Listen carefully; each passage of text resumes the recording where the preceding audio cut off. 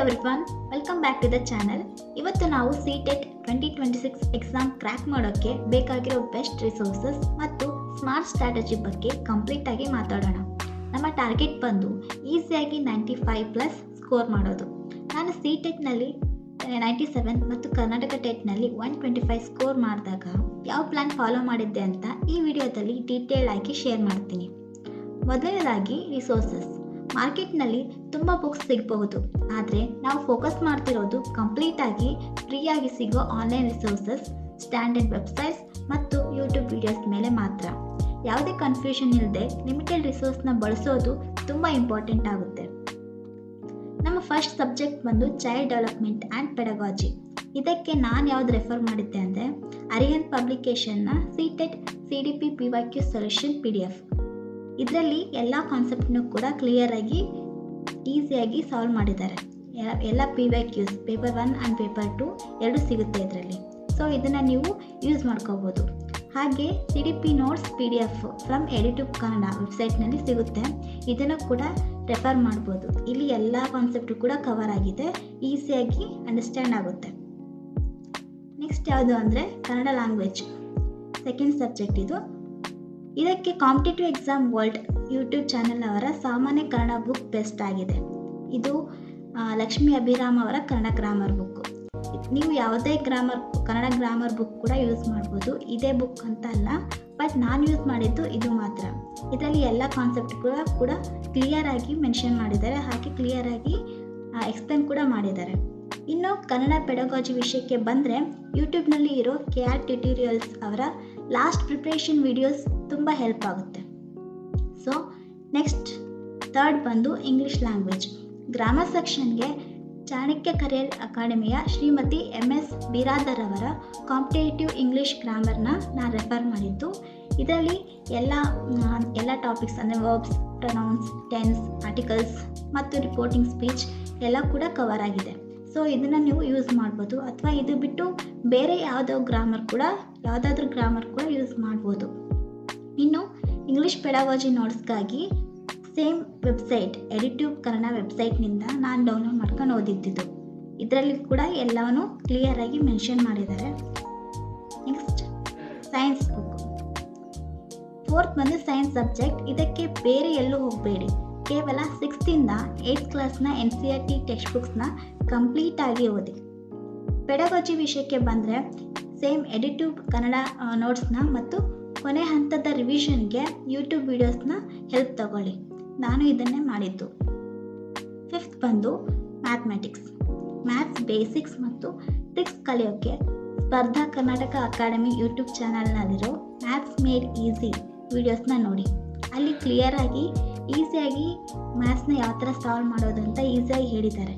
ಹಾಗೆ content cover ಮಾಡೋಕ್ಕೆ 6th ಇಂದ 8th ಕ್ಲಾಸ್ನ NCERT ಬುಕ್ಸ್ ಸಾಕು. ಹಾಗೆ ಮ್ಯಾಥ್ಸ್ ಪೆಡಗಾಜಿಗಾಗಿ ಎಡಿಟ್ಯೂಬ್ ಕನ್ನಡ PDF ನೋಟ್ಸ್ನ ರೆಫರ್ ಮಾಡಿ. ಈಗ ಮುಖ್ಯವಾದ ಸ್ಕೋರ್ ಸ್ಟ್ರಾಟಜಿ ನೋಡೋಣ. ಸುಲಭವಾಗಿ ಕ್ವಾಲಿಫೈ ಆಗಬೇಕು ಅಂದರೆ ಈ ರೀತಿ ಪ್ಲ್ಯಾನ್ ಮಾಡಿ. CDPಯಲ್ಲಿ ಮ್ಯಾಕ್ಸಿಮಮ್ 25+ ಮಾರ್ಕ್ಸ್ ಸ್ಕೋರ್ ಮಾಡೋಕ್ಕೆ ಟ್ರೈ ಮಾಡಬೇಕು. ಕನ್ನಡದಲ್ಲಿ 20+, ಇಂಗ್ಲೀಷ್ನಲ್ಲಿ 20+, ಮತ್ತು ಸೈನ್ಸ್ ಮತ್ತು ಹಾಗೆ ಮ್ಯಾಥ್ಸ್ ಎರಡೂ ಸೇರಿ ಕಂಬೈನ್ಡ್ ಆಗಿ 30+ ಮಾರ್ಕ್ಸ್ ತಗೊಳ್ಳೇಬೇಕು. ಈ ರೀತಿ ಬ್ಯಾಲೆನ್ಸ್ ಮಾಡಿದರೆ ಆರಾಮಾಗಿ ನಾವು ಸೇಫ್ ಝೋನ್ನ ರೀಚ್ ಮಾಡ್ಬೋದು. ಹಾಗೆ ಯಾವಾಗಲೂ ಒಂದು ವಿಷಯ ನೆನಪಿಡಿ, CTET ಅಂದರೆ ಎಲ್ಲ ಕ್ವೆಶನ್ನ ಸಾಲ್ವ್ ಮಾಡೋದಲ್ಲ. ಇಲ್ಲಿ ಮುಖ್ಯವಾಗಿ ಬೇಕಾಗಿರೋದು smart selection, proper time management ಮತ್ತು ಎಕ್ಸಾಮ್ನಲ್ಲಿ ಕೇಳೋ ಅನ್ನೆಸೆಸರಿ ಟ್ರ್ಯಾಪ್ಸ್ ಹಾಗೂ ಕನ್ಫ್ಯೂಸಿಂಗ್ ಕ್ವೆಶನ್ಸ್ಗಳಿಂದ ದೂರ ಇರೋದು. ಇವಾಗ ನಾವು ಸಬ್ಜೆಕ್ಟ್ ವೈಸ್ ಡೀಪ್ ಸ್ಟ್ರಾಟಜಿ ನೋಡೋಣ. CDPಯಲ್ಲಿ ಮುಖ್ಯವಾಗಿ ವೈಗಾಟ್ಸ್ಕಿ ವರ್ಸಸ್ ಪಿಯಾಜೆಟ್ ಥಿಯರಿನ ಯಾವಾಗಲೂ ಕೇಳ್ತಾರೆ. ಇವು ಮಸ್ಟ್ ಆ್ಯಂಡ್ ಶುಡ್. ಹಾಗೆ zone of proximal development, scaffolding, assessment ಮತ್ತು ಚೈಲ್ಡ್ ಸೆಂಟರ್ಡ್ ಎಜುಕೇಷನ್ ಹಾಗೂ ವಿವಿಧ ಲರ್ನಿಂಗ್ ಡಿಫೆಕ್ಟ್ಸ್ ಬಗ್ಗೆ ಗ್ಯಾರಂಟಿ ಕ್ವೆಶನ್ಸ್ ಬಂದೇ ಬರುತ್ತೆ. ಸೊ ಇವನ್ನ ನೀವು ಫೋಕಸ್ ಮಾಡಲೇಬೇಕು. ಪೆಡಗಾಜಿಯಲ್ಲಿ ಕೆಲವೊಂದು ಪಾಸಿಟಿವ್ ಟ್ಯಾಗ್ ವರ್ಡ್ಸ್ ಅಂತ ಇರುತ್ತೆ.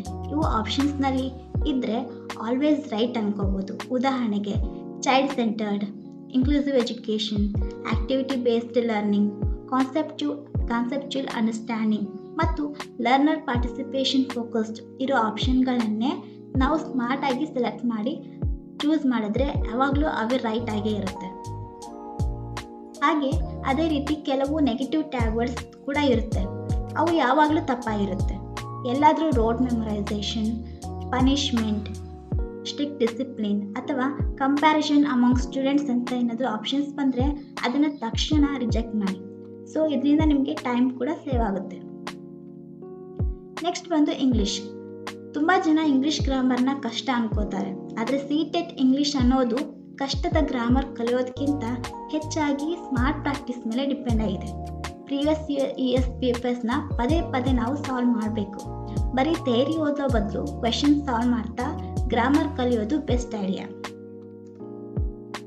ಇವಾಗ ಇಂಗ್ಲೀಷ್ ಪೆಡಗಾಜಿಯಲ್ಲಿ ಯಾವ ಟಾಪಿಕ್ಸ್ ಫೋಕಸ್ ಮಾಡಬೇಕು ಅಂದರೆ ಲ್ಯಾಂಗ್ವೇಜ್ ಸ್ಕಿಲ್ಸ್ ಅಂದರೆ listening, speaking, reading, writing LSRW. ಹಾಗೆ principles of language teaching, errors ಮತ್ತು remedial teaching, assessment and evaluation ಮತ್ತು ಕ್ಲಾಸ್ ರೂಮ್ ಎನ್ವಿರಾನ್ಮೆಂಟ್ನಲ್ಲಿ ಶಿಕ್ಷಕನ ಪಾತ್ರವೇನು ಅನ್ನೋದನ್ನು ಚೆನ್ನಾಗಿ ಅರ್ಥ ಮಾಡ್ಕೋಬೇಕು. ಇವಿಷ್ಟು ತುಂಬ ಇಂಪಾರ್ಟೆಂಟ್ ಆಗಿರೋ ಟಾಪಿಕ್ಸು, ಇವನ್ನ ನೀವು ಕವರ್ ಮಾಡಲೇಬೇಕು. ಹಾಗೆ ಇಂಗ್ಲೀಷ್ ಪೆಡಗಾಜಿಗೂ ಪಾಸಿಟಿವ್ ಕೀವರ್ಡ್ಸ್ ಅನ್ವಯಿಸುತ್ತೆ. ಏನೇನೆಂದರೆ child centred, activity based oriented, communication focused, inclusive setup ಮತ್ತು ಸ್ಟ್ರೆಸ್ ಫ್ರೀ ಲರ್ನಿಂಗ್ ಮೆಥಡ್ಸ್. ಈ ಆಪ್ಷನ್ಸ್ ಏನಾದರೂ ಇದ್ದರೆ ಕಣ್ಣು ಮುಚ್ಚಿ ಸೆಲೆಕ್ಟ್ ಮಾಡ್ಕೊಳ್ಳಿ, ನೀವು ಯಾವಾಗಲೂ ರೈಟ್ ಆಗೇ ಇರುತ್ತೆ. ಅದೇ ರೀತಿ ಇಂಗ್ಲೀಷ್ನಲ್ಲಿ ಆಲ್ವೇಸ್ ರಾಂಗ್ ಯಾವುದು ಅಂದರೆ road memorisation, punishment, excessive grammar drilling ಮತ್ತು ಟೀಚರ್ ಓನ್ಲಿ ಟಾಕಿಂಗ್. ಇದು ಕೂಡ ಇವೆಲ್ಲವೂ ತಪ್ಪಾಗೇ ಇರುತ್ತೆ. ಸೊ ನೀವು ಆಪ್ಷನ್ಸ್ನ ನೋಡಿಕೊಂಡು ಚೂಸ್ ಮಾಡ್ಕೋಬೇಕಾಗುತ್ತೆ.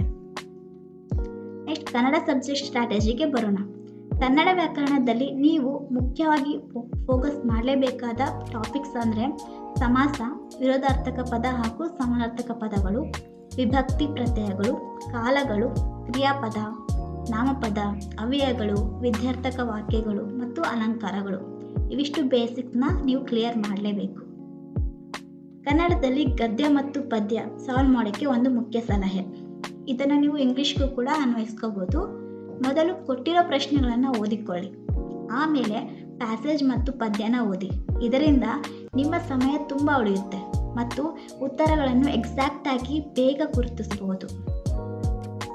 ನಂತರ ಕನ್ನಡ ಭಾಷಾ ಬೋಧನೆ ವಿಷಯಕ್ಕೆ ಬಂದರೆ ಮಕ್ಕಳ ಕೇಂದ್ರಿತ ಶಿಕ್ಷಣ, ಚಟುವಟಿಕೆ ಆಧಾರಿತ ಕಲಿಕೆ, ಬೇಸಿಕ್ ಭಾಷಾ ಕೌಶಲ್ಯಗಳು, ಓದು ಮತ್ತು ಬರವಣಿಗೆಯನ್ನು ಅಭಿವೃದ್ಧಿಪಡಿಸುವುದು ಹಾಗೂ ಮಕ್ಕಳ ತಪ್ಪುಗಳನ್ನು ಪಾಸಿಟಿವ್ ಆಗಿ ತಿದ್ದುವ ವಿಧಾನಗಳ ಬಗ್ಗೆ ಕಾನ್ಸೆಪ್ಟ್ಸ್ ಕ್ಲಿಯರ್ ಆಗಿ ನೀವು ಮಾಡ್ಕೋಬೇಕು. ಇವಿಷ್ಟು ತುಂಬ ಇಂಪಾರ್ಟೆಂಟ್ ಕಾನ್ಸೆಪ್ಟ್ಸು. ಕನ್ನಡ ಪೆಡಗಾಜಿಯಲ್ಲಿ ಆಲ್ವೇಸ್ ರೈಟ್ ಆಪ್ಷನ್ಸ್ ಯಾವುದು ಅಂದರೆ ಮಕ್ಕಳ ಸಕ್ರಿಯ ಭಾಗವಹಿಸುವಿಕೆ, ಚಟುವಟಿಕೆ ಆಧಾರಿತ ಕಲಿಕೆ, ತರಗತಿಯಲ್ಲಿ ಭಯರಹಿತ ವಾತಾವರಣ, ಮುಕ್ತ ಸಂವಹನಕ್ಕೆ ಅವಕಾಶ ಮತ್ತು ಸೃಜನಾತ್ಮಕಕ್ಕೆ ಪ್ರೋತ್ಸಾಹ ಕೊಡುವ ಒಂದು ಆಪ್ಷನ್ಸು. ಈ ರೀತಿ ಏನಾದರೂ ಆಪ್ಷನ್ಸ್ ಇದ್ದರೆ ಅವು ಯಾವಾಗಲೂ ರೈಟ್ ಆಗಿರುತ್ತೆ.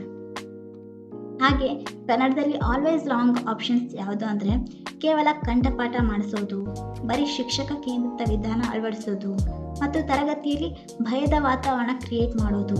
ಇಂತಹ ನೆಗೆಟಿವ್ ಆಪ್ಷನ್ಗಳನ್ನು ನೀವು ಎಲಿಮಿನೇಟ್ ಮಾಡ್ಬೋದು ಈಸಿಯಾಗಿ. ಈಗ ಸೈನ್ಸ್ ವಿಷಯಕ್ಕೆ ಬರೋಣ. ಕಂಟೆಂಟ್ಗಾಗಿ 6th 8th NCERT ಪಠ್ಯಪುಸ್ತಕಗಳ ಪ್ರತಿಯೊಂದು ಚಾಪ್ಟರ್ನ ನೀವು ಕವರ್ ಮಾಡಲೇಬೇಕು. ಇನ್ನು ಸೈನ್ಸ್ ಪೆಡಗಾಜಿಯಲ್ಲಿ ಮುಖ್ಯವಾಗಿ activity based learning, experiment method, learning by doing, observation method, enquiry method, ಈ ಟಾಪಿಕ್ಸ್ ಮೇಲೆ ಪ್ರಶ್ನೆಗಳು ಖಂಡಿತ ಬರುತ್ತೆ. ಸೊ ಇವುಗಳನ್ನ ನೀವು ಕವರ್ ಮಾಡ್ಕೊಳ್ಳೇಬೇಕು. ತರಗತಿಯಲ್ಲಿ ಸೈಂಟಿಫಿಕ್ ಆಟಿಟ್ಯೂಡ್ ಮತ್ತು ಪ್ರಾಸೆಸ್ ಸ್ಕಿಲ್ಸ್ ಹೇಗೆ ಬೆಳೆಸ್ಕೋಬೇಕು ಅನ್ನೋದು ತುಂಬ ಮುಖ್ಯ. ಇದರಲ್ಲಿ ಅಬ್ಸರ್ವೇಷನ್, ಹೈಪೋಥಿಸಿಸ್, ಎಕ್ಸ್ಪೆರಿಮೆಂಟೇಷನ್, ರೀಸನಿಂಗ್ ಮತ್ತು ಕ್ಯೂರಿಯಾಸಿಟಿ ಇವು ಪ್ರಮುಖ ಪಾಯಿಂಟ್ಸ್. ಎಕ್ಸಾಮ್ನಲ್ಲಿ ಹೆಚ್ಚಾಗಿ how should science be taught effectively ಅನ್ನೋ ಆಧಾರದ ಮೇಲೆ ಅಪ್ಲಿಕೇಶನ್ ಬೇಸ್ಡ್ ಕ್ವೆಶನ್ಸ್ನ ಕೇಳ್ತಾರೆ. ಸೊ ಈ ಕಾನ್ಸೆಪ್ಟ್ನ ನೀವು ಬೇಸಿಕ್ ಆಗಿ ಕ್ಲಿಯರ್ ಮಾಡ್ಕೋಬೇಕು. ಇವಾಗ ಸೈನ್ಸ್ ಸೆಕ್ಷನ್ಗೆ ಒಂದು ಗೋಲ್ಡನ್ ರೂಲ್ನ ನೆನ್ಪಿಟ್ಕೊಳ್ಳಿ. ತುಂಬ ಕಷ್ಟ ಇರೋ ಕಂಟೆಂಟ್ ಕ್ವೆಶನ್ಸ್ ಅಥವಾ ಫಾರ್ಮುಲಾಗಳ ಮೇಲೆ ಜಾಸ್ತಿ ಟೈಮ್ ವೇಸ್ಟ್ ಮಾಡಬೇಡಿ. CTET-ಅಲ್ಲಿ ಯಾವಾಗಲೂ ಜಾಸ್ತಿ ಯಾವ ಥರ ಕ್ವಶನ್ಸ್ ಇರುತ್ತೆ ಅಂದರೆ ಲೆಂದಿ ಇರುತ್ತೆ.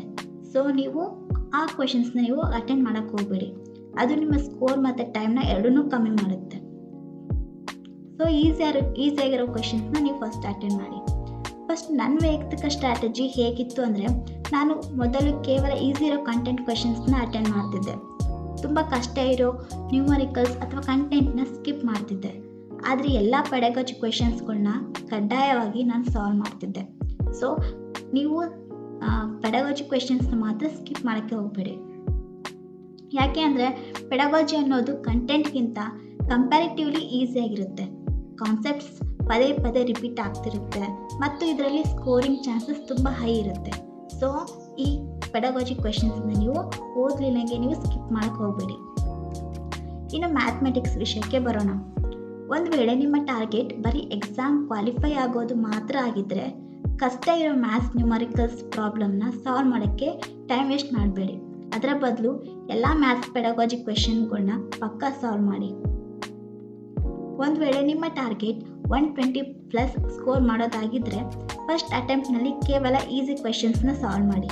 ಕನಿಷ್ಠ ಕಳೆದ 5 ವರ್ಷಗಳ PYQsನ ಕಂಪ್ಲೀಟಾಗಿ ಸಾಲ್ವ್ ಮಾಡಿರಲೇಬೇಕು. ಮತ್ತು ಮ್ಯಾಥ್ಸ್ ಸೆಕ್ಷನ್ನ ಯಾವಾಗಲೂ ಎಕ್ಸಾಮ್ ಕೊನೆಯಲ್ಲಿ ಅಟೆಂಡ್ ಮಾಡಿ. ಇದರಿಂದ ಬೇರೆ ಸೆಕ್ಷನ್ನ ಟೈಮ್ ಉಳಿಯುತ್ತೆ. ಸೊ ನೀವು ಮ್ಯಾಥ್ಸ್ ಅಟೆಂಡ್ ಮಾಡಬೇಕು ಅಂದರೆ ಇವಿಷ್ಟು ನೀವು ಮುಂಚೆನೇ ಪ್ರಿಪ್ರೇಷನಲ್ಲಿ ಮಾಡಿಕೊಂಡೇ ಇರಬೇಕು. ಇದರಿಂದ ನಿಮಗೆ ಸ್ಪೀಡ್ ಬರುತ್ತೆ ಮತ್ತು ಕ್ವೆಶನ್ಸ್ ಯಾವ ಥರ ಕೇಳ್ತಾರೆ ಅನ್ನೋದು ಪ್ಯಾಟ್ರನ್ ಗೊತ್ತಾಗುತ್ತೆ ನಿಮಗೆ. ನಮ್ಮ ಕರ್ನಾಟಕದ ವಿದ್ಯಾರ್ಥಿಗಳಿಗೆ ಒಂದು ಇಂಪಾರ್ಟೆಂಟ್ ಮಾತು. ನೀವು KVS ಅಥವಾ MES ಎಕ್ಸಾಮ್ಸ್ ಬರೆಯೋದಾದರೆ CTET ಮಾರ್ಕ್ಸ್ ನಿಮ್ಮ ಫೈನಲ್ ಮೆರಿಟ್ಗೆ ಕೌಂಟ್ ಆಗಲ್ಲ. ಯಾಕಂದರೆ CTET ಅನ್ನೋದು ಕೇವಲ ಒಂದು ಎಲಿಜಿಬಿಲಿಟಿ, ಅರ್ಹತಾ ಪರೀಕ್ಷೆ ಮಾತ್ರ. ಆದರೆ ನಮ್ಮ ಕರ್ನಾಟಕ ಗೌರ್ಮೆಂಟ್ ಟೀಚರ್ ರಿಕ್ರೂಟ್ಮೆಂಟ್ ವಿಷಯಕ್ಕೆ ಬಂದರೆ, ಅಲ್ಲಿ ಕರ್ನಾಟಕ ಟೆಟ್ ಅಥವಾ CTET ಸ್ಕೋರ್ ತುಂಬ ಇಂಪಾರ್ಟೆಂಟ್ ಆಗುತ್ತೆ. ಇಲ್ಲಿ ಗಮನಿಸಬೇಕಾದ ಅಂಶ ಏನಂದರೆ, CTETಗೆ ಹೋಲಿಸಿದರೆ ಕರ್ನಾಟಕ ಟೆಟ್ ಸ್ವಲ್ಪ ಈಸಿ ಇರುತ್ತೆ. ಅದಕ್ಕೋಸ್ಕರ ಕರ್ನಾಟಕ ಟೆಟ್ನಲ್ಲಿ ನಿಮ್ಮ ಸ್ಕೋರ್ನ ಮ್ಯಾಕ್ಸಿಮೈಸ್ ಮಾಡ್ಕೊಳಕ್ಕೆ ಟ್ರೈ ಮಾಡ್ಕೊಳ್ಳಿ. ನನ್ನ ಕೊನೆಯದಾದ ಮತ್ತು ಮುಖ್ಯವಾದ ಅಡ್ರೆಸ್ ಏನಪ್ಪ ಅಂದರೆ, ಎಲ್ಲವನ್ನು ಓದೋಕ್ಕೆ ಹೋಗಬೇಡಿ. Don't try to study everything. Syllabus ತುಂಬ ಇರೋದ್ರಿಂದ ಸ್ಮಾರ್ಟಾಗಿ ಸೆಲೆಕ್ಟ್ ಮಾಡಿಕೊಂಡು ಓದ್ಕೊಳ್ಳಿ. ನೀವು ಮಾಡಬೇಕಾಗಿರೋದು ಇಷ್ಟೇ, CDP ಸೆಕ್ಷನ್ನ ಮಾಸ್ಟರ್ ಮಾಡ್ಕೊಳ್ಳಿ. CDP ಇಲ್ದಿದ್ರೆ ಯಾವುದೋ ಒಂದು ನಿಮಗೆ ಯಾವ್ದು ಸ್ಟ್ರಾಂಗ್ ಇರುತ್ತೆ ಇದನ್ನು ಅದನ್ನೇ ನೀವು ಸ್ಟ್ರೆಂತಾಗಿ ಮಾಡ್ಕೋಬೇಕು. ನಿಮ್ಮ ಲ್ಯಾಂಗ್ವೇಜ್ ಸೆಕ್ಷನ್ನ ಸ್ಟ್ರಾಂಗ್ ಮಾಡ್ಕೊಳ್ಳಿ. ಇದು ಪಕ್ಕ. ಇದರಿಂದ ನಿಮಗೆ ಈಸಿಯಾಗಿ ಸ್ಕೋರ್ ಮಾಡೋಕ್ಕೆ ಚಾನ್ಸ್ ಇದೆ. ಪೆಡಗಾಜಿ ಮೇಲೆ ಕಂಪ್ಲೀಟಾಗಿ ಫೋಕಸ್ ಮಾಡಿ. ಯಾಕಂದರೆ 70% ಮಾರ್ಕ್ಸ್ ಅಲ್ಲಿದ್ದಾನೆ ಬರುತ್ತೆ. ಹಾಗೆ ಪ್ರೀವಿಯಸ್ ಇಯರ್ ಕ್ವೆಶನ್ಸ್ನ ಪ್ರಾಕ್ಟೀಸ್ ಮಾಡೋಕ್ಕೆ ಮರಿಲೇಬೇಡಿ. ಮತ್ತು ಎಕ್ಸಾಮ್ ಹಾಲ್ನಲ್ಲಿ ನಿಮ್ಮ ಸಾಲ್ವಿಂಗ್ ಸ್ಪೀಡ್ನ ಇಂಪ್ರೂವ್ ಮಾಡ್ಕೊಳ್ಳಿ. ಹಾಗೆ ಯಾವಾಗಲೂ ಒಂದು ನೆನಪಿಡಿ, smart preparation is more important than heavy preparation. So prepare smartly. ಹಾಗೆ ವಿಡಿಯೋ ಇಷ್ಟ ಆಗಿದ್ದರೆ ಕೆಳಗೆ ಕಮೆಂಟ್ ಬಾಕ್ಸ್ನಲ್ಲಿ ತಿಳಿಸಿ. ನಿಮ್ಮ ಟಾರ್ಗೆಟ್ ಸ್ಕೋರ್ ಎಷ್ಟು? ನೀವು CTETಗೆ ಪ್ರಿಪೇರ್ ಆಗ್ತಿದ್ದೀರಾ ಅಥವಾ ಕರ್ನಾಟಕ ಟೆಟ್ಗ? ಮತ್ತು ನಿಮಗೆ ಯಾವ ಸಬ್ಜೆಕ್ಟ್ ತುಂಬ ಕಷ್ಟ ಆಗುತ್ತೆ ಅಂತ ತಿಳಿಸಿ. ಹಾಗೆ ಮುಂದಿನ ವಿಡಿಯೋದಲ್ಲಿ ನೆಕ್ಸ್ಟ್ ನಾವು ಸಿಗೋಣ. Thank you.